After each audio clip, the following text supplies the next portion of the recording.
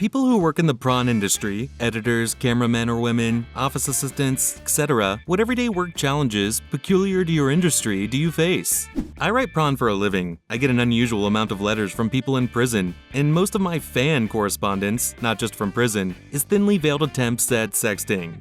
A friend of mine used to write adult films as his side hustle. Math was the hardest part. What would happen was that the studio would come up with a title, they'd have a number of sets available, a given number of male actors, and a given number of female actors.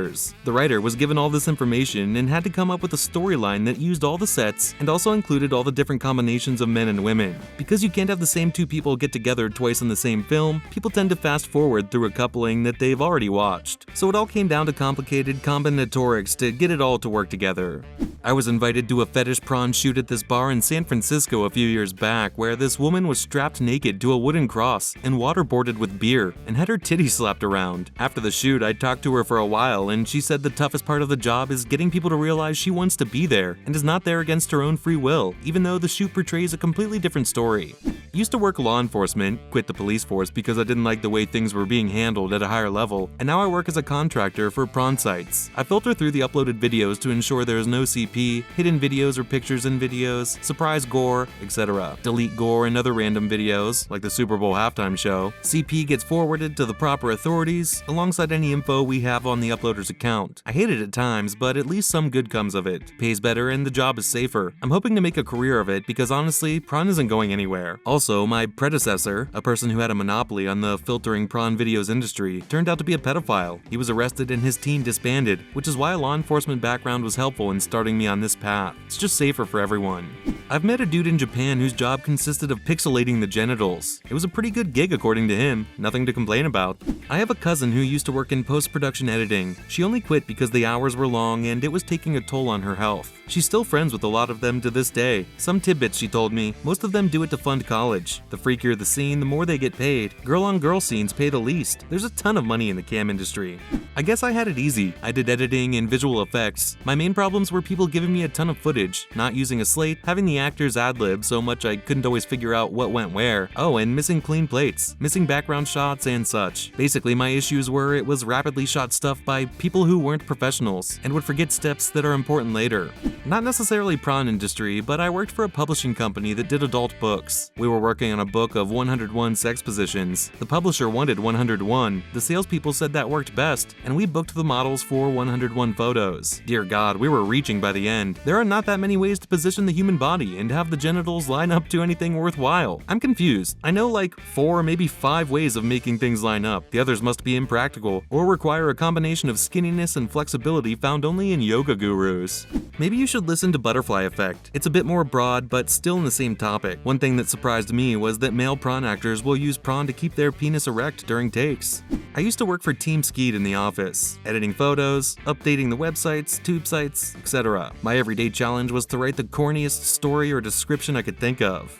Being a cameraman in the prawn industry is insane, and it takes an insane person to do it. I'm from Miami and had a friend in college who did a few videos. I hung out with him and the camera guy one night. They did a shoot earlier that day. The people holding the camera usually have money in the production. Sometimes they even own the channel or company. They're the director and cinematographer. This guy who I met was the kind of guy who made you nervous to be around. I always felt like he was on the verge of committing a violent crime, but was also trying to have fun constantly. We were all doing drugs and drinking, and he of course did the most. They talked about the shoot the whole time, and the camera guy was viciously insulting the girl they worked with. He even talked about other girls and was super mean. I sat back and watched and listened. My friend said the whole act of shooting prawn is fine, and he felt he was great at it, but the camera guy just gets too close. He has to, I know, but I think it's why my friend didn't continue doing videos. The dude just weirded him out. Lots of girls join the industry to support a drug habit, so dealing with that can be a hassle, especially when everyone around you enables it. Not naming any names, but an A-list prawn star offered me meth years ago. You used to see it all the time, but thankfully it's not as common anymore, but it does still happen. I think with how big and accessible the industry has gotten, a lot of smart girls are using prawn to make some decent money independently. Just avoid toxic people and it can be a lucrative career. In 1997, my dad worked at a prawn video store where you rent movies for an hour, in little cubicles alone, doing God knows what. His job was to clean the cubicles. He was also in the Navy during this time. So, I don't know how much has changed in recent years, but I've had friends who have done QA for prawn websites, and these sites have user-submitted content. What I heard back in the day is some of those QA people would be tasked with monitoring and flagging illegal user-submitted content. I cannot fathom sitting at a computer for 8 hours monitoring prawn submitted by people and having to see snuff films, bestiality, and CP. Like, it's great to know that someone is there flagging these submissions and IPs, and that it sometimes leads to arrests, but it must have a toll mentally on the monitoring QA person.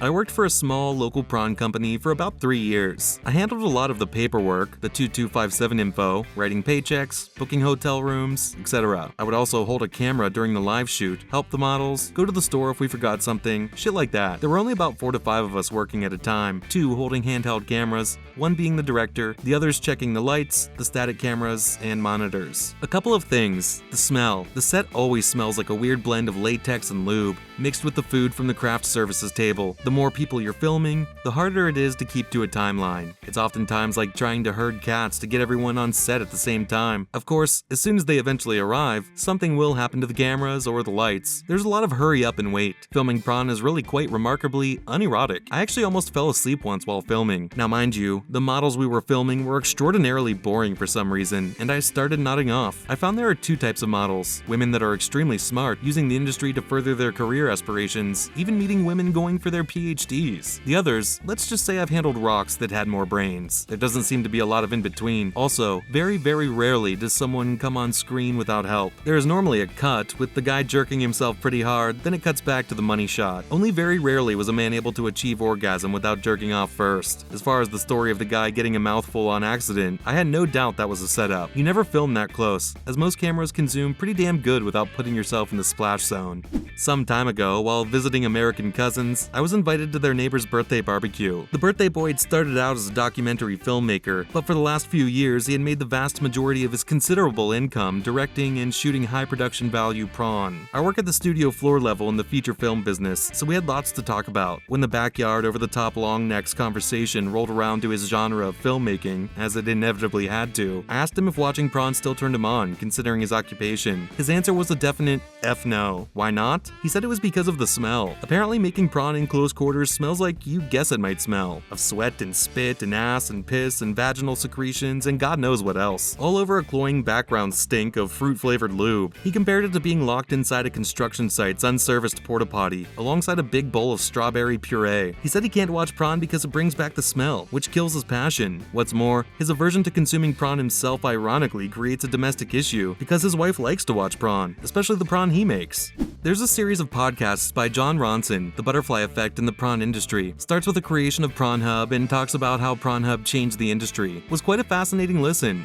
Not entirely prawn industry, but I'm in the furry community here. I draw NSFW stuff for money. Furries will pay a ton of money to have their fursona drawn with extreme proportions, multiple limbs, etc. I've been an artist for as long as I can remember. I draw many things outside of the furry fandom. I enjoy drawing all sorts of things, not just NSFW furry stuff. What's most frustrating is that this isn't what I want to be known for. I want folks to look at my art and say, it's beautiful, not WTF, YTF did you draw Pikachu with blimp-sized boobs and 4 dicks as big as school buses? It's strange because I've never had anyone interested in the art I make outside NSFW stuff. Nobody would pay a single penny for the things I've done that aren't NSFW or furry related. But the moment I draw a gender bender version of Bowser, the cash comes flying in. It's sort of a not very good feeling. Like, I'm glad I'm getting money, a good deal of it too, but I'm just not happy with what needs to be done to get it. Does this make any sense? It's tough to describe. I talked to a lighting guy in Los Angeles who said that he also worked on prawn shoots. I asked him, so when a person delivers pizza all day, everything smells like pizza. Their car smells like pizza, their clothes smell like pizza. He cut me off and said, yes, you go home every night to your wife and kids smelling like sex, like other people's sex. So many fluids. I stayed at a very well-known director in Prawn Star's house in LA a few times while I was out there shooting. She let me sleep on her leather couch, but told me to wipe it down first. I then realized she uses that couch for filming, and literally dozens and dozens of Prawn Stars had effed on it. When I watch movies she made, I recognize the couch, and wish I had splurged on an Airbnb. When you have your period but still need to work, you shove a makeup sponge or 2 up there. It's very difficult to get out. You use a combination of clawing at the sponge with your fingers and using your vaginal muscles to give birth to the nasty little thing. Make sure you're thorough with your enema, otherwise your anal scene will turn into a poopy disaster. And no one will bat an eye because it happens all the time. Someone will pass you the baby wipes, you clean yourself, you'll clean his dick, and get back to it. Hope it's not on the floor, rug, bed, couch. When you realize you weren't thorough with your enema because you just did ass to mouth. Squirting is just pee, but hey man, it's your fetish. I won't argue with you. Getting gum in your eyes sucks. Worked for a credit card company's dispute department and ended up disputing a purchase for a sex doll on behalf of a client. Got to talking. Apparently it's common to try to return a sex doll. Whether it be custom designed or a normal model, people still try. And even after they had sex with it, they try. Luckily, this guy said he never opened it, so I hope that's the case.